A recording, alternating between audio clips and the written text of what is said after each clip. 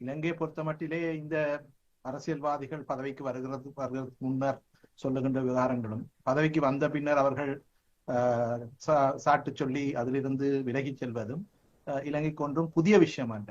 அதே வகையிலே நீங்கள் சொன்னது போல இந்த இப்போது இருக்கின்ற அரசாங்கமும் கூட பல்வேறு உறுதிமொழிகளை கொடுத்து பதவிக்கு வந்தாலும் இப்போது பொருளாதார ரீதியாக குறைந்தபட்சம் பொருளாதார ரீதியாக சில விஷயங்களை செய்வதாக சொன்ன விடயங்களை கூட செய்யாமல் விட்டிருப்பதாக பலரும் விமர்சனங்களை முன்வைக்கின்றார்கள். இதில் இந்த வட்வரி சம்பந்தமான விவகாரம், குறிப்பாக வட்வரி அதிகமாக இருப்பதாக ஒரு தரப்பினர் சொல்லுகின்றார்கள்.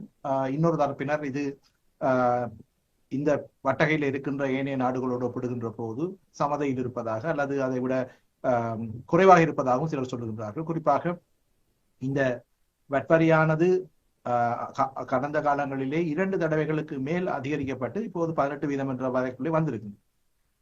இது ஒரு நேரில் வரி.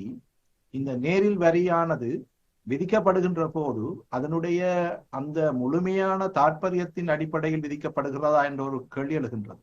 ஒன்று, வேல்யூ ஆடட் டாக்ஸ் என்று சொல்றது ஒவ்வொரு உற்பத்தியினுடைய கட்டத்தின் போதும் கூட்டப்படுகின்ற பெறுமதி மீது விதிக்கப்படுகின்ற ஒரு வரியாக தான் இருக்கும். அதான் வேல்யூ ஆடட் டாக்ஸ் என்று சொல்றது. ஆனால் இலங்கையிலே இவ்வாறான இந்த வரியை விதிக்கின்ற போது அந்த வரியினுடைய அடிப்படை தன்மையையே மறந்துவிட்டு இந்த வரி கிட்டத்தட்ட ஒரு சேல்ஸ் டாக்ஸ் மாதிரி, ஒரு விற்பனை வரி மாதிரி தான் இது விதிக்கப்படுவதை நாங்கள் காணக்கூடியதாக இருக்கு. இந்த வரி வீதங்கள் நேரடியாக பொதுமக்களை பாதிக்கின்ற ஒரு விஷயமாக இருக்கிறது. இந்த வரிக்கு உட்படாத விவகாரங்கள் அல்லது பொருட்கள் பார்க்கின்ற போது மிக மிக சில பொருட்கள் தான் இதிலே உள்வாங்கப்படாத பொருட்களாக இருக்கிறது. ஆகவே நாட்டிலே இந்த வட்வரியினுடைய அளவை குறைப்பதாக அல்லது அதனுடைய தாக்கத்தை பொதுமக்கள் மிக அதில் கூடுதலானவர்கள், குறிப்பாக குறைந்த வருமானம் பெறுவர்கள் இந்த வட்வரியினுடைய தாக்கத்தை அதிகம் தாங்கிக் கொள்வதாகவும், ஆகவே அந்த சுமையிலிருந்து மக்களுக்கு ஒரு நிவாரணம் வழங்க வேண்டும் என்கின்ற ஒரு கருத்தையும் ஆட்சியாளர்கள் பதவிக்கு வருவதற்கு முன்னர் சொல்லியிருந்ததை நாங்கள் இங்கே கருத்திலே கொள்ள வேண்டும்.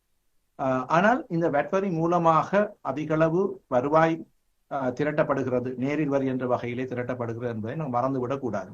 ஆகவே இந்த வரி திருத்தங்களை மேற்கொள்வதிலே நடைமுறையிலே இருக்கின்ற சிக்கல்கள் இப்போது பதவிக்கு வந்த அரசாங்கத்துக்கு விளங்கி இருக்கக்கூடும். என்னுடைய கருத்து என்னவென்று சொன்னால், இந்த வரி வீதங்களை உங்களால் குறைப்பதற்கு முடியாது என்று தெரிந்திருந்த வேளையிலும் ஏன் பொதுமக்களுக்கு அவ்வாறான பிழையான வாக்குறுதிகளை கொடுக்க வேண்டும் என்பதுதான் இங்கே முக்கியம்.